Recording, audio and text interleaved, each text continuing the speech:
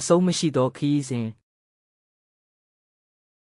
Boston ရဲ့ဒီစာအုပ်ကြီးတစ်အုပ်လုံးကိုပြန်ကြည့်လိုက်ရင်အပိုင်းကြီး၄ပိုင်းစလုံးမှာတူညီတဲ့ရန်သူတစ်ယောက်ရှိနေတာကိုတွေ့ရပါလိမ့်မယ်။အဲ့ဒါကတော့မတိနားမလည်မှုမဟုတ်ပါဘူး။အသိပညာတူပါ။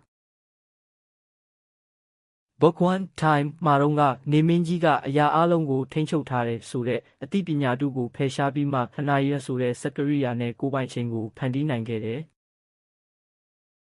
Book 2 Earth မှာတော့ကဘာကြီးကကုန်းမြေပဲရှိတယ်ဆိုတဲ့အသိပညာတူကိုရိုက်ချိုးပြီးမှရေပြင်ကျဲကြီးတွေနဲ့ဆက်ဆက်နေတဲ့ကဘာတစ်ထာကိုတွေ့ခဲ့တယ်။ Book 3 Nature မှာတော့ဖြာမျက်စိနဲ့မြင်ရတာပဲအမှန်ဆိုတဲ့အသိပညာတူကိုစွန့်လွတ်ပြီးမှမှန်ဘီလူတွေကတဆင့်မမြင်နိုင်တဲ့တက်ရှိလောကကိုတွေ့ခဲ့တယ်။ Book 4 Society မှာတော့အတိတ်ဆိုတာဒဏ္ဍာရီပဲဆိုတဲ့အသိကိုကျော်လွန်ပြီးမှတမိုင်းနဲ့လူမှုသိပ္ပံဆိုတဲ့အမှန်တရားကိုရှာဖွေနိုင်ခဲ့တယ်။ Thought ဒါကြောင့်ဒီစာအုပ်ရဲ့ဏီကုန်းကတော့ရှင်းပါတယ်လူသားတွေဟာMeta-discover ရှာဖွေတွေ့ရှိသူလူသားအဖြစ်မွေးဖွားလာကြတာပါကျွန်တော်တို့သိထားတဲ့အသိပညာဆိုတာမသိသေးတဲ့သမုဒ္ဒရာပြင်ကျဲကြီးတွေကကျွန်းလေးတစ်ကျွန်းမျှတာဖြစ်ပါတယ်။